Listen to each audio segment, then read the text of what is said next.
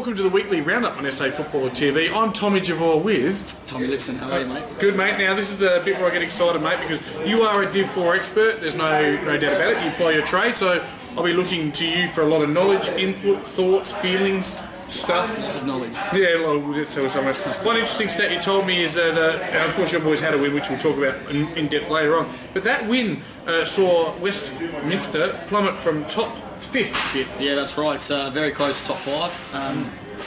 Before the weekend's game, I think all top 5 teams were on 10 points. So, yep. Yeah, very tight comp. How can I ask you firstly? How do you feel about the 9-team comp with the bye? Without smashing the league. It's not ideal, but I think the league did their best to try to make that not happen. Yep. That was out of their control, I think. So the byes ended up working out all right for us. We get one after 4 rounds, get another 4 games, then another bye. So yep. It worked out all right for us. Other teams might feel differently about it. Yep. A stat on it is, I guess, we come up against the team each week that's coming off a bye. Yep. Instead of them playing against. I kind of facetiously do mention the fact that does the bye matter in amateur football list, but yeah, I guess you're going to find out. Yeah, well, every team we play against is coming off the bye, but hasn't seemed to bother us too much at this stage. Yep. Look, you've seen everyone once now, mate, so I will be very interested to hear your thoughts and feelings, and we're going to start at Eastern Park, where Eastern Park are generally hard to stop, and so proved the case. 24-21, 165, that's 45 scoring shots. Colonel Light Gardens, no match, 14-11, 95. Surprised at all, mate? Oh, probably a bit surprised it blew out that much. I reckon Colonel Light Gardens aren't too bad. Eastern Park, very tough to beat out there. And they put some good sides away out there by big margins, so yep. Not a big surprise. They had nearly a dozen goal kickers. The chief ones were Winter with 6, Williamson, Freeman both kicked 3, and a host of 2s. Better players, well, Winter, Woodward? Yes. Woodward? His name is Woodward. Nat, Rayleigh and Freeman for Colonel Light, mate. Colonel Light Gardens, we got Bennett with 4, Steph with 2, Thompson with 2, Scott Collins with 1. But that was a 2 next to it. And the best players were Bennett, Wood, Napier, Thompson and Smith. Any truth they call Steph the infection? Steph infection? No, there isn't. No. And so I'd try and come up with something clever, and it wasn't that good. Look, the next one, mate, was no real surprise to me. It was Edwardstown. Even though it was at Hope Valley, they were too strong. 14-17, 101. Hope Valley 9-8, 62. Yeah, Hope Valley seem to be pushing some top sides the last few weeks. Last 3 weeks I think they've lost by under 3 goals each time. So yeah, they're getting better, I think. Well, Edwardstown seemed to have control of the game all day. Inaccuracy probably kept Hope Valley in the hunt. It was 7-12 to 5-1 at half time, but they were too good, running out solid 39-point winners. For Hope Valley, though, it was Dougie with 3. Payne was the only other multiple goal kicker with 2. He was the best player with Denham and White. For the Towners? The Towners, we got Horgan with 4, Davies with 2. Davis with 3, sorry. Woolard with 2, Sarah with 2, and the rest were singles there. So we got, how would you say that first name? Let's say Tieseri with best on ground. Case, Morgan, Toll and Mulvaney.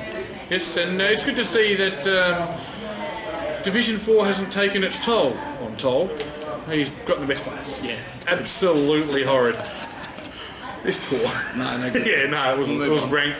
And next game. Yeah, Baraka and Salisbury. This one ended up being a lot closer than I thought it would be, and in the end it was only straight kicking that got Salisbury over the line at Lindbourne Park. Salisbury 12 goals 6, 76. So is that 12 goals 4, 76? Even better goal kicking than I thought. Baraka 10, 13, 73. So 23 scoring shots to 16, and Salisbury have found a way, haven't they? Yeah, they just seem to be scraping over the line at the moment, so maybe in a bit of a rut. But Baraka are one of those teams, I think, that you give them a little sniff and they'll keep coming at you. So Salisbury are in a bit of a rut, sitting top. Oh, well, I think they're third now. They were top. Made the game clear they were second last before this round. Yeah. Let's see what this game is. Still second, so they're certainly in the mix. But as you said, a very close top 5. Yeah, I mean, Baraka are a second bottom, and they've almost knocked them off. I think they just beat Hope Valley by 5 points the week before. So 2 games you would have thought they would have won pretty easily. So yep. Yeah. For Baraka, it was Sharp with 3, Coombs with 2, along with Timpano and Baker. Batten, Sharp and Kirkwood were their best players. For Salisbury, we got Horges with another 4, Atkinson with 2, Toon with 2, and the rest were singles there. Horges best on ground with 4 goals. Toon. Fleming, McPherson and Mansfield in the best players. Good to see their captain Justin McPherson in the best players there. Pretty rough week as well, young Justin. So wish him all the best and hope all goes well. And great to have a win for your captain there. So well done, boys. That's good stuff. And a game that you were at, obviously. Surely.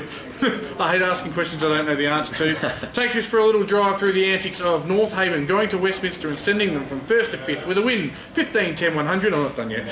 Westminster 12-11, 83. Yeah, big game for us. Started well? We did start well. We're working a lot in our goal kicking the last few weeks. We haven't kicked well for goal, so to kick 6 goals, 2 in the first quarter kind of set us up there. Led by as much as 8 goals, I think, in the third quarter, so they came home pretty strong. But yeah, we're in control for most of that game, and we played really well. Yep. Close to a full quarter effort we had all year. Fantastic. I mean, if they kick a few cherries at the end, it doesn't matter. But 17 points, probably not that close a game then. It was. I mean, you know, they were coming, but there was never going to be enough time for them to steal the game. I think we had no bench towards the end, so a really, really good win by our boys, moving in the right direction. And I mean, I've talked to you boys at the start of the year. I said you'd make a grand final, not necessarily win it, but I definitely won't win it. But it looks like these recruits, Pedersen types, Kochiara, and that have started to blend in and playing good football. Yeah, now. It always takes a little bit of time with you know, 5 or 6 brand new players into the club. So you know, it took us 1 and 2 after the first 3 games. We've won 5 in a row now, so we're starting to head in the right direction. We've still got some areas to improve on for sure. Being in such a tight competition, we just got to go out there and. Is your man still the coach? He is the coach. Are you the puppet master back there? Oh, I wouldn't say I'm the puppet master, but yeah, just helping him out. Yeah. Let's say while we're on the Lipson family, and what are you playing? I know you've had 4 knee reconstructions. The boy from the port. I read that. I did play on the weekend, but I was awful. So I was definitely not in the best players, and definitely not. But you played in the win. So yeah, I did play in the win. Yeah. And what about the brother? Christo's going alright. He's playing centre half back, so some pretty good key forwards in our division. So he's doing a good job. Yep. Was he matched up on Fisher by any chance? He didn't play on Fisher. He was going to play on Toborski, but he was a late. Big Toborski, yeah. He didn't play, which is probably good for us in the end. But they got some good players, some really solid boys there. So. Yep. We haven't done the better players in goal kick, so just quickly for Westminster, Fisher did indeed kick 4. Charles and Rusby were the only other multiples with 2. Shattuck was their best player with Fisher and Drew. For North Haven, mate, your mates? Colin Matner kicked another 5. He was really good at full forward. Been Cohen all right? He's been Cohen all right. As a matter of fact, he has. Reedy's kicked 3 from centre forward. Mark Crow with 2. Rossi Merritt with 2. And the rest were singles there. Yes, Roe the young fella that, if we do the best players, is he the one that kicked all the goals in the first half of the year last year? No, is that Reed? No, that was Reed. Reed, I get him confused, sorry. That was Reedy. Yep. So Reedy's a little bit unfitter than he was this time last year, but isn't he only 20? He's 21, yeah.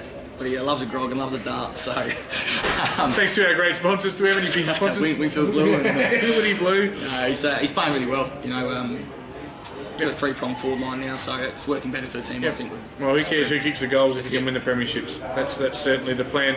Right, I'm a bit worried about trying to get onto the goal kickers now after the last segment. But Mansell, for Eastern Park, you've seen him play kick 38. Tell us a bit about him. Just a small, really nippy type of forward. A good finisher, really hard to match up on. He's quick, great goal sense. I think he probably kicked 4 or 5 against us. Kicked 38 already in this year, and you know, if there was a few more games in the year, probably pushed towards 100. So, but Cole Matner's kicked 34. He just chips away with 4 or 5 every week. Doesn't miss too many either. So Borski 27, Borges with 24, and Fisher, who pretty much plays on the ball, has kicked 22 goals as well. So. Very interesting ladder. I'll just quickly take us through that. So basically, you throw a hanky over 1 through 5. Eastern Park 6 and 2. Westminster sitting 5th, 5 and 3. So 6 and 2, all for the top 4. Then Colonel Light nipping at the heels on 4 and 4. Hope Valley 2 and 6. Puraka and Kenilworth bringing up the rear on 1 and 7 and 0 and 8 respectively, mate. And it's going to be a huge week. Who have your boys got as I load it up? We are playing Kenilworth. So Kenilworth off the ball, bottom of the ladder, but we haven't got a great history at Kenilworth. I don't think we've ever won there, and also lost the grand final there. So that's a really bad history. Yeah, it's horrible. So we're definitely not taking them lightly or anything. So hopefully we can just keep on winning. Havens by 10 goal for me. Hope Valley and Paraka. It's a battle of 7th versus 8th in a 9-team comp. I think Hope Valley at home are a huge show, but I'm going to go for one of those upsets. Paraka have slowly but surely been showing a bit more consistent form. I think Paraka might sneak over the line here. I would say Hope Valley at home, but in a close one. Yep. Edwards Town and Colonel Light Gardens, mate. You've seen these teams firsthand this year. Your thoughts? It sounds like Edwards Town are hard to beat at home. We haven't played them there yet, but you know, Colonel Light on the day could easily beat them as well. So I've got Colonel Light a bit of an upset.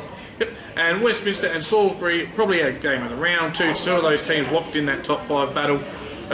At Tilbrook Rashid Oval. Where the hell is that? That's Westminster. I didn't know it was called that till the weekend. Is that at Westminster? That's Westminster, We yeah. probably should have researched that. Why couldn't we just call it Westminster? It used to be called like Glander Oval, I think. Now it's called something else. I thought Glander Oval was Glander anyway.